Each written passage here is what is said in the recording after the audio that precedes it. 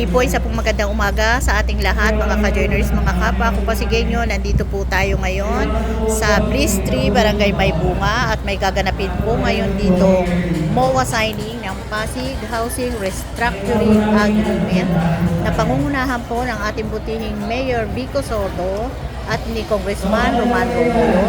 Nandito rin po ang kinatawan ni Councilor Kiko Rustia, si Mr. Joshua Olarte, at nandito rin po ang head ng Community Development Relation ng POSO, Attorney Jose Crisanto Gonzales, at ang OIC ng POSO, Mr. Ricardo Reyes.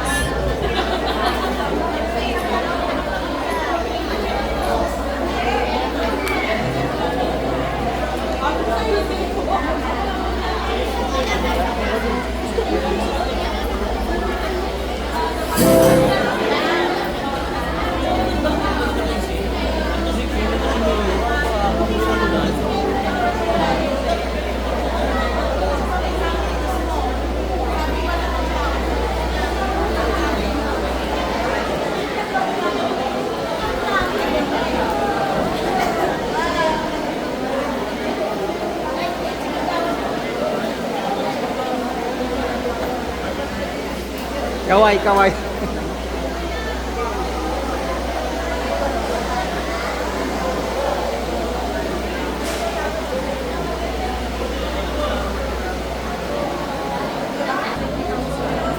Hello po.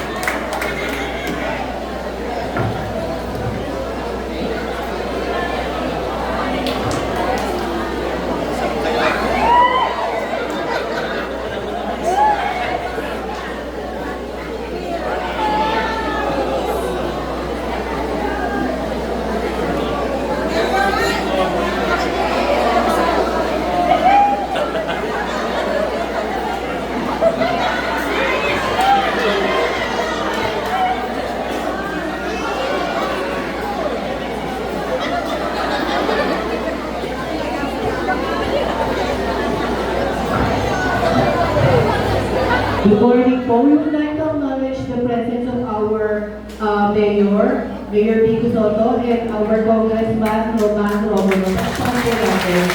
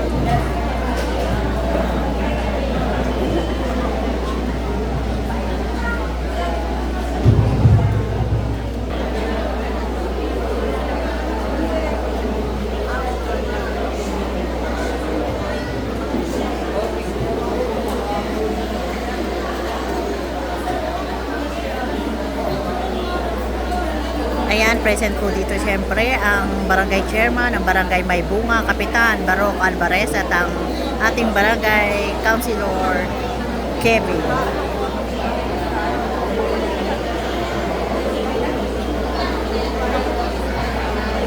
Magandang umaga po sa ating lahat.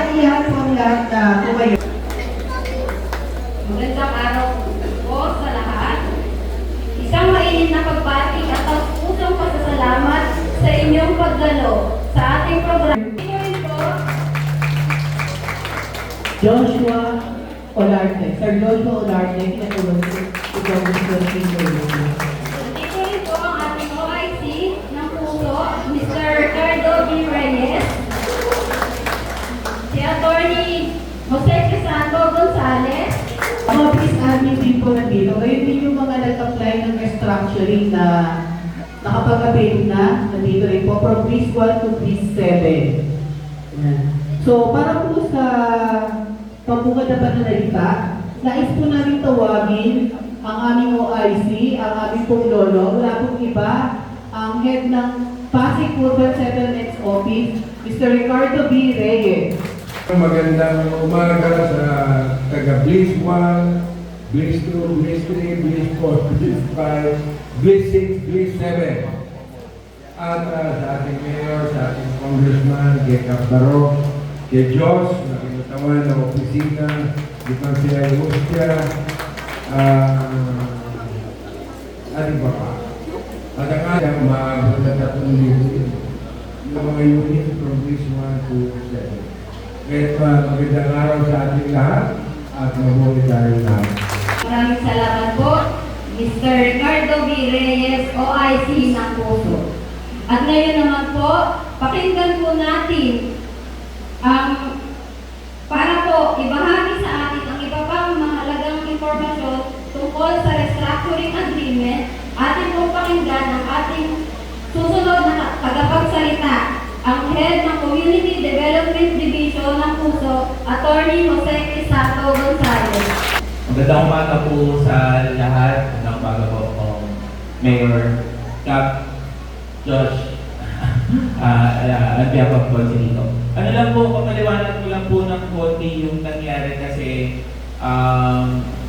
actually po, tinarget natin sana mas mataas na percentage ang makakapatid kasi alam natin na makakatulong yung restructuring agreement sa karamihan, lalo na po yung mga delinquent awardees natin. Ang naging turnout, parang nasa 55, almost 60% po kasi yung na-enroll natin at na-ipasok natin yung sa programa. Ang nangyari po kasi nito,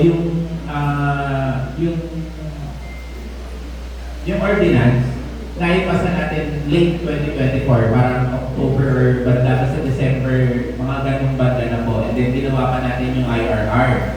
Para po syempre, kasi sa ordinance medyo malawak po yung ano niya eh, sakla. So, yung kumbaga detalye, nilagay natin dun sa IRR. So, nagsimula po kami mag-orient March 2025. Ako po, naalala nyo, malamang po, meron po sa inyo na ako kayo nagsalita, nagpaliwanag ng restructuring program natin. Yung iba naman po, parang si Attorney Aison ang nagpaliwanag po sa inyo. Karaniwan po ako, si Attorney Aison, yung mga kasama po natin sa college. Yung sinasabi po ni Karin, 2 taon tayo tinamaan ng COVID. Ang ginawa po natin dito, 30 months pa. So nagdagdag pa tayo ng another 6 months ng pagpapalawa or pagpapahaba po ng termino ng ating amortization. So, yun po, nagtuloy-tuloy pa po tayo. Unang deadline natin sana June 2025. Kaya po yun lang po, pinapaliwanag lang po namin yung side namin kasi yung iba, parang ang ginagamit na dahilan dahil hindi sila nakapag-apply, hindi raw sila nasabihan, hindi mo lang daw sila ng oras. Pero pakikita naman po natin na nag-exert naman po talaga ng effort ng Pasig Urban Settlements Office, lahat po ng mga tao natin saan. Saan po talaga yung pagbabayad. Sana po maging updated po tayo lahat at hindi na po tayo maging delinquent sa amortization payment. Yun lang po, maraming salamat po. Maraming salamat po, Attorney Jose Crisanto Gonzalez, Head Community Development Division. At para naman po sa magbibigay ng mensahe, pakinggan po natin ang kinatawa ng Committee on Housing in behalf of Consihal Francis Kiko Rustia. Nandito po si Mr. Joshua Olarte. Thank you, sir. Magandang umaga po sa ating lahat. Ako po si George, ang kinagawa ni Consi Kiko Rustia na siyang chairperson ng Committee on Human Settlement and Urban Development. Ako rin po ay siyang kaparehas ng gupit ni Kapitan Barok Alvarez. So, good morning po sa ating lahat. And gusto po pa ito si Kiko ang isang mainit na congratulations sa inyong lahat na beneficiary ng ating restructuring of housing loans. Palakpakan niyo naman po sa kanila. Kong Roman, thank you so much for being here. Mayor Kiko, at of course sa puso, maraming salamat po. Walang sawa po silang bumaba sa lahat ng mga community natin. Sila po nag-document, sila po gumawa ng IRR, at dahil po kumpleto ang kanilang programa pinasa po ng Council Ordinance number 60 series of 2024, kaya naman po lahat tayo ay nandito. Itong ordinansa po ay magpapatunay na priority ng ating lungsod, ng ating LGU, ang inyong peace of mind at ang inyong tahanan at ang inyong pamilya. Kaya po, sinasabi na po ni Consi Kiko ang kanyang request sa inyong lahat. Tandaan po natin, maging mabuti po tayong kapitbahay. Maging responsable po tayo. Sundin po natin ang guidelines na ibinigay ng puso para sa ating housing loans. And once again, congratulations po sa inyong lahat at isang magandang umaga. Maraming salamat po, Sir Joshua Olarte. Ngayon naman po, tawagin po natin ang ating nag-iisang congressman, Honorable Roman P. Romulo. Magandang umaga po. Sa totoo po, tutuwa ako sa mga narinig ko. Gusto ko lang mag-congratulate. Siyempre, kay Mayor Vico, sa ating City Council, kay Kapitan Barok. Pero lalo na sa ating puso. Sa totoo po, talagang tinabaho naman po talaga ng puso. Itong mga pagbabago ng kontrata para masigurado makabayad manatili yung ating mga naninirahan sa kanilang mga unit. Kaya kay Karen, Attorney Gonzales, sa lahat po nabubuo ng puso, kay Mayor Vico, na talagang guiding light ng ating puso, congratulations po sa inyo.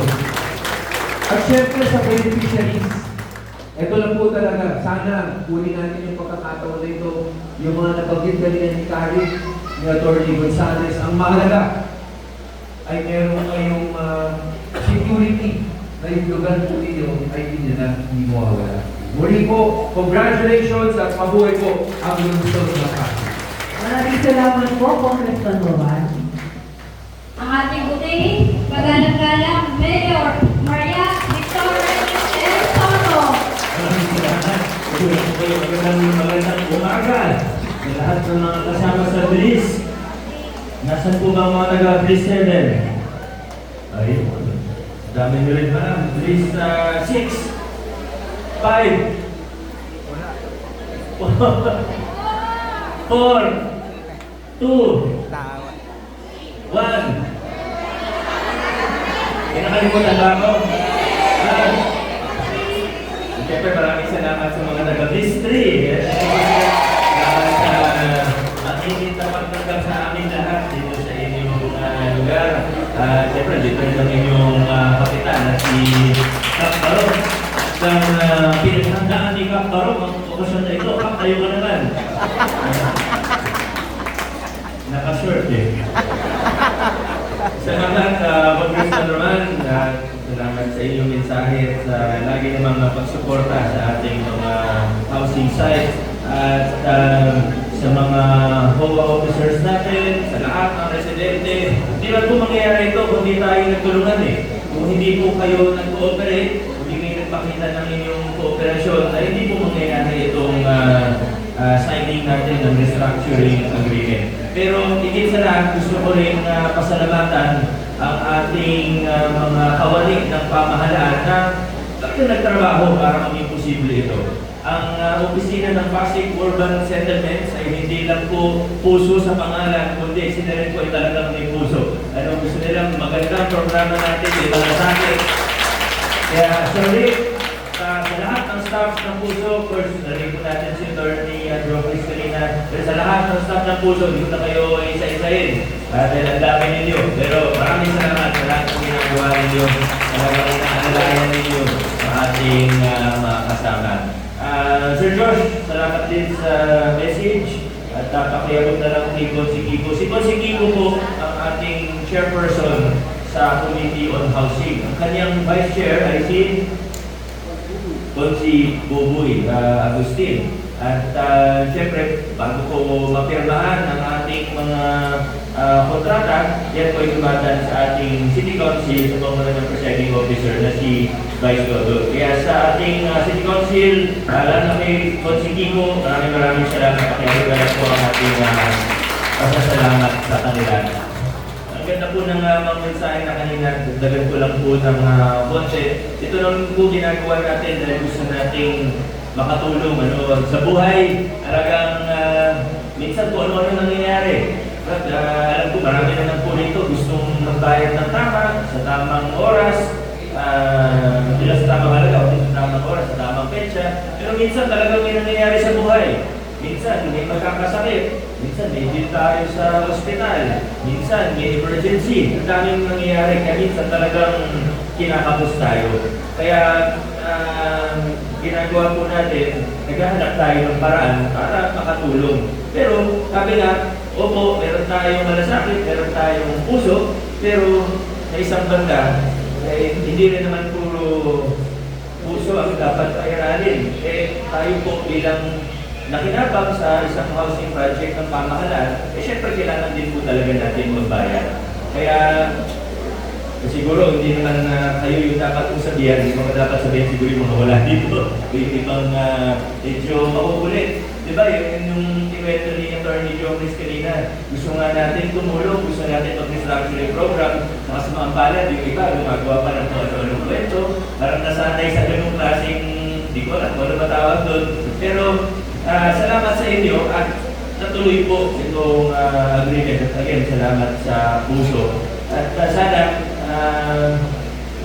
maalahanan lang po ang lahat na meron din tayo siyempre obligasyon sa ating mga kapitbahay, sa ating lungsod, sa ating pamayanan, sa ating LGU. Kaya ito po, ginagawa natin ang lahat ng pwede, pero siyempre, two-way po ito. Diba? Ito pong mga ginagawa natin, halimbawa yung bantay babae. Para pag kapos talaga, at least meron tayong mga alternatibo. Hindi lang natin sinasabi na, o basta, ito na yun. Hindi, nagbibigay tayo ng mga alternatibo. May bantay babae, may restructuring agreement. Kaya sana ito po ay sapat na rin tulong para sa ating mga magkakapitbahay. At asahan nyo naman po, na hindi lang naman po ito. Ang usapin natin, tuloy-tuloy po tayo. May mga solusyon din po kayo, alam naman ang opisina ng puso, pati opisina namin ay laging bukas para sa mga panukala, solusyon. Pero importante ay nagtutulungan po tayo. Hindi ko masyado makakaatpag. Gusto ko lang talaga magpasalamat din. Congratulate sa inyo. Sana makatulong po ito sa bawat isa. Makatulong po ba ito sa ating mga... Hindi po nakasama o hindi nagtuloy, siguro may kanya-kanyang dahilan din. Yung iba naman baka kaya na nila sa lumang agreement. Alam ko yung mga iba gusto na rin nila pagkaya. Babayaran na rin nila yung full para tapos na. May mga pa-isa-isa po akong nakakausap na gano'n. So okay lang. Pero yung mga iba na hindi ko maintindihan kung ba't ayaw, pasensya po sila. Magbabayad sila kasi dun sa lumang kontrata po. Hindi, siguro hindi na kasalanan ng puso yun. Kasi gaya na nabanggit kanina, hindi lang isang taon na, di ba, sinaga po natin ito, nag-orientation tayo, mahaba-haba at mga dugo-dugong paliwanagan. Kaya dun sa mga, muli po, hindi po kayo yun. Kasi nandito nga po kayo. Kasi beneficiary po kayo ng programa. Pero yung mga ibang wala po dito na hindi tumuloy, siguro pag nakausap niyo po sila, na rin po patulong na lang na may paliwanag po sa kanila. Susunod sila dun sa lumang kontrata. At dun sa pailan-ilan po na nakakausap natin na sinasabi na hindi na daw sila may ganun din po nagtataka po tayo. Pero again, hindi po kayo yun. Dahil sa inyo po, ako po yung taus-pusong nagpapasalamat. Magtulungan pa po tayo para mapaganda yung mga housing site dito sa lungsod ng Pasig. Maraming salamat. Congratulations sa bawat isa. 835 ang beneficiary po natin para sa housing restructuring na program natin, sa loan restructuring program natin. Muli po, congratulations. Maraming salamat po, Mayor Vico Soto. Ngayon naman po, meron lang pong karagdagang impormasyon galing po kay Attorney Chris Gonzalez.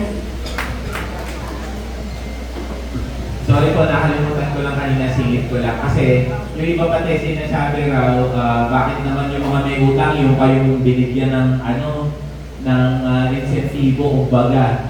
Pero ginawa naman po natin dun sa mga regular payers, yung kung bawat taon na sila ay regular na nakakabayad, wala silang delay sa pagbabayad. Binawasan naman po natin ng 1 month amortization, 1 month yung sa pera. Bago lang po kasi baka parang nagkakalaman din po na nila. Maraming salamat po, Attorney Chris. Okay. Tapos yun po, pinagtibay naman po yun ng sanggunian natin. So, Maraming salamat po. Paliwanag po doon, ang NSA, kaya ibibigay ng rebate dahil may interest yung ating mga bayad sa NSA sa passive zero. Zero interest. Kaya kinakailan po igdahan sa sanggunian ang rebate. Yun naman po ay 1 month sa bawat taon ng updated payment bilang pagkilala doon sa mga talagang regular na nagbabayad. Maraming salamat po, Mr. Ricardo B. Reyes.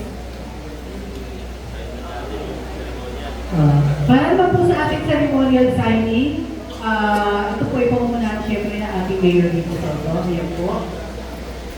So yan po ay yung mga restructuring program, yung mga nakapag-avail po mula sa BIS 1 to BIS 7. Ang mga masisipag na nag-apply, na sumite ng kanilang mga requirements, ngayon po, nandito na. Pipirmahan na ni Mayor Vico Soto ang inyong kontrata. Masaya po ba kayo? Masaya, siyempre.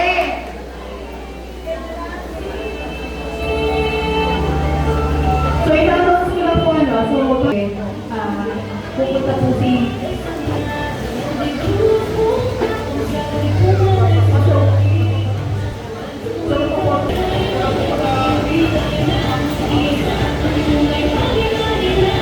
Representative per please, pwede po tayo pumunta dito. Isa lang po. Miss Juan. Miss Juan.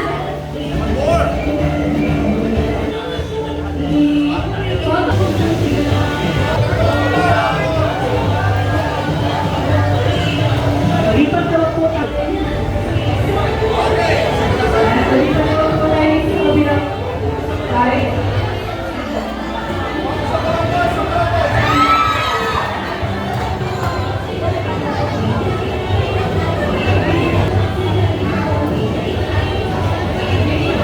Ayan, congratulations po sa 835 na beneficiaries ng Pasig Housing dito po sa Bliss 3, Barangay Maybunga. At hanggang dito lang po muna ang ating vlogs. Maraming salamat po sa panonood at para po sa bago pala sa ating channel.